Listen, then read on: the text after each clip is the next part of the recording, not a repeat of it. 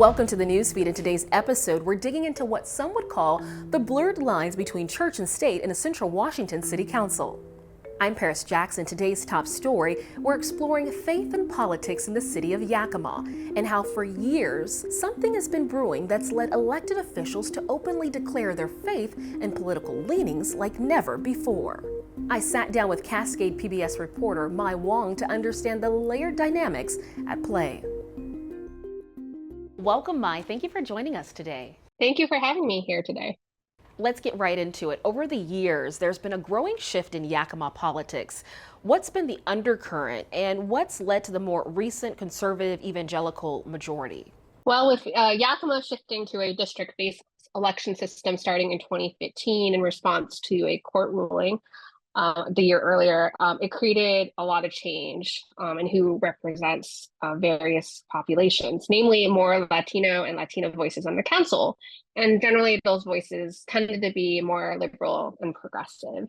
As a result, there were periods in the last decade where the Yakima City Council was more center-left rather than conservative or center-right, which is where the council was historically. The most recent period we saw this was in the 2021-2023 period when there was a 4-3 majority towards the center left. There was one council member who was kind of a swing vote, and in 2023, that council member, along with that 4-3 majority, contributed to a 5-2 vote to approve a proclamation for Pride Month. It was really clear that conservatives in the Yakima area didn't like this iteration of the council, so they made a very concerted effort to bring a slate of conservative candidates to the council in 2023. And those efforts worked with the re-election of Patricia Byers, who is part of the minority that voted against the Pride Month proclamation 2023, and the new conservative council members. It became a 5-2 conservative majority. In addition, Byers and Matt Brown, who was also part of that minority a year earlier, was now leading the majority, and they were appointed mayor and assistant mayor earlier this year.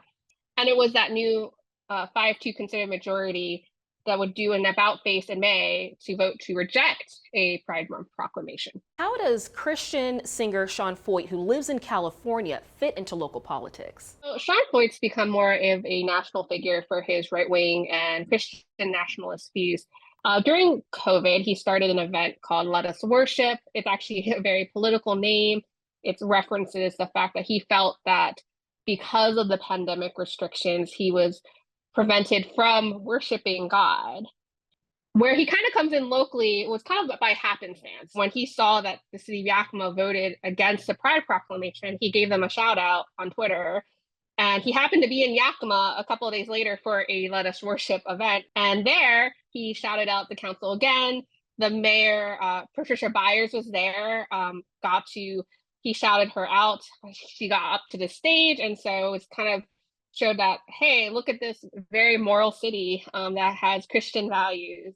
In your reporting, you've kind of connect the dots between the intersection of local and national organizing by conservative groups. I think when you look at the 2023 Yakima City Council election, it's very obvious that they took the pages of a playbook from Steve Bannon. And what the playbook says is, hey, instead of kind of, the top down, let's go for a grassroots approach, which is let's aim to get conservatives in these kind of local, historically nonpartisan seats like school boards or city councils.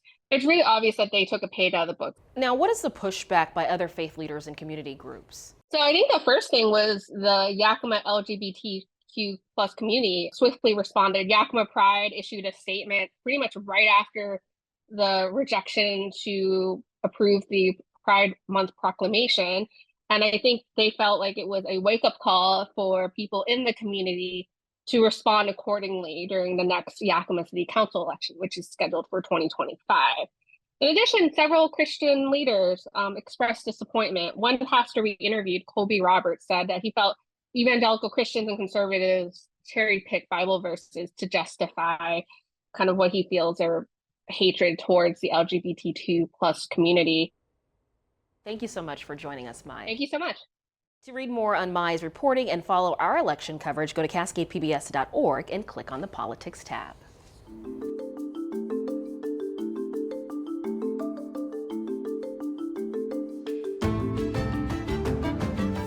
Also from the Cascade PBS newsroom, a Seattle City Council challenger for District 8 garners more votes than the incumbent. But the question is, will that upset hold in the general election? Check out our website for more. I'm Paris Jackson. Thank you for watching the Newsfeed, your destination for nonprofit Northwest news. Go to cascadepbs.org for more.